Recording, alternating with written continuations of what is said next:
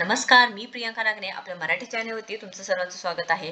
लाडक्या बहिणींचं आता टेन्शन वाढणार का? हा मोठा एक प्रश्न आहे. कारण जे लाभार्थी महिला आहेत, जे लाभ घेणाऱ्या लाडक्या बहिणी आहेत, जे अपात्र महिला आहेत, त्यांनी जर लाभ न सोडल्यास सर्व पैशांची वसुली करण्यात येणार आहे, अशी बातमी समोर आली आहे.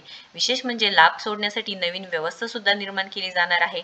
लाडक्या बहिणींनो, तुम्ही जर स्वतःहून लाभ सोडला नाही, तर लाभ नाही सोडला तर तुम्हाला पैसे भरावे लागणार आहे. सरकार जिल्हा पातळीवरच तुमचे नाव वगळणार आहे, अशी सुद्धा माहिती समोर आलेली आहे. कारण नियम न पाळता जे निकषांबाहेरचे ज्या बहिणी आहेत त्यांचे पैसे वसूल येणार आहे, अशी बातमी समोर आली आहे. नियमात बसत नसलेल्या लाडक्या बहिणींना अर्ज मागे घ्यावे, अन्यथा दंडास पैसे वसुलीचे संकेत सरकारने दिले आहेत. त्यामुळे लाडक्या बहिणींवर आता अपात्रतेची टांगती तलवार आहे का काय असं दिसून येत आहे. आव्हान करण्यात आले आहे की तुम्ही जर लाडक्या बहिणींचे अर्ज वापस घेतले नाहीत किंवा रद्द केले नाही तर तुमच्यावरती कारवाई सुद्धा करण्यात येईल.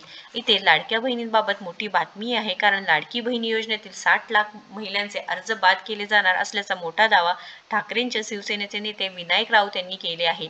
त्यांच्या दाव्यामुळे लाडक्या बहिणींचे आता टेन्शन वाढलं आहे. मात्र राऊतांनी केलेले वक्तव्य केवळ दिशाभूल करणारा असून ते सरकारचा भाग नाहीत असे सुद्धा स्पष्ट केले आहेत. त्यामुळे त्यांच्या बोलण्याला काही अर्थ नाही असं स्पष्टीकरण शिंदेचे शिवसेनेचे आमदार आणि मंत्री शंभूराजे देसाई यांनी केले आहे. महाराष्ट्र विधानसभा निवडणुकीच्या आधीपासूनच हे निवडणुकीचे निकाल जाहीर झाल्यानंतरही लाडकी बहीण योजना चांगलीच चर्चेत आहेत. कारण लाडक्या बहिणींसाठी आता बरेचसे निकष आहेत ते पाळले नाही तर लाभार्थी महिलांचे अर्ज कमी होणार हे सुद्धा इथे माहिती समोर आली आहे. कारण निवडणुकीपूर्वी सरसकट अर्ज केलेल्या महिलांना या योजनेचा लाभ देण्यात आला होता. मात्र मुख्यमंत्रीपदाची शपथ घेताच देवेंद्रजी फडणवीस यांनी या योजनेसाठी अर्ज केलेल्या बहिणींच्या अर्जाची पडताळणी केली जाणार असे स्पष्ट केले आहे. त्यानंतर विरोधकांनी सरकारवर भरपूर सारी टीका करायला सुरुवात केली होती. निवडणूक डोळ्यासमोर ठेवून सर्व महिलांना पैसे दिले आणि निवडणुकीनंतर सरकार अटी आणि शर्ती लागू करत असल्याचा आरोप विरोधकांकडून केले जात आहे. अशातच आता ठाकरेंचे शिवसेनेचे नेते विनायक राऊत यांनी लाडकी बहीण योजनेतील 60 लाख महिलांचे अर्ज बाद केले जाणार असल्याचा दावा केला आहे. त्यामुळे आता लाडक्या बहिणींचं आता टेन्शन वाढणार का, हे सुद्धा माहिती इथे समोर आली आहे.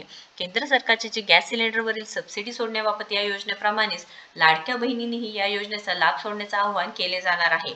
त्यांनी अर्ज मागे न घेतल्यास त्यांच्याकडून वसुली केली जाण्याची शक्यता आहे असे सांगितले आहे. त्यामुळे राज्यभरातील 2,63,00,000 लाडक्या बहिणींचा इथे अर्ज रद्द करण्यात येईल का अशी भीती आता निर्माण झाली आहे. त्याचबरोबर आतापर्यंत 6 महिन्यांचे नियमाबाबत लाभ घेतलेल्या लाडक्या बहिणी आहेत. म्हणजे 6 महिन्यापर्यंतच्या महिलांनी अपात्र महिलांनी लाभ घेतले आहे. त्याबाबत सरकार काय निर्णय घेणार हे सुद्धा पुढे आता प्रश्न आहे. महत्त्वाचा व्हिडिओ आहे. जास्तीत जास्त या व्हिडिओला शेअर करा जेणेकरून लाडक्या बहिणींपर्यंत हा व्हिडिओ पोहोचून जाईल. अजूनही तुम्ही आपल्या चॅनलला सबस्क्राईब केलं नसेल तर पहिल्यांदा आपल्या चॅनलला नक्कीच सबस्क्राईब करून घ्या. धन्यवाद. भरले गेले आणि सर्रास लोकांना घेतला फायदा. तर माझं म्हणणं असं आहे की एक अपील केलं पाहिजे लोकांना आणि जे ह्या नियमात बसत नाही त्यांनी स्वतःहून आपली नावं जे आहेत काढा म्हणून सांगायला पाहिजे.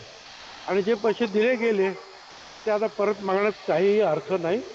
ते मागण्यात येऊ नये याच्या पुढे जे आहे लोकांना सांगावं की या नियमात बसत नाही, त्यांनी स्वतःहून आपली नावं काढून घ्यावी. नाहीपेक्षा मग त्यांना मात्र जे आहे दंडासहित वसुली करण्यात येईल. मागचं जे झालं ते आपण आपल्या लाडक्या बहिणींना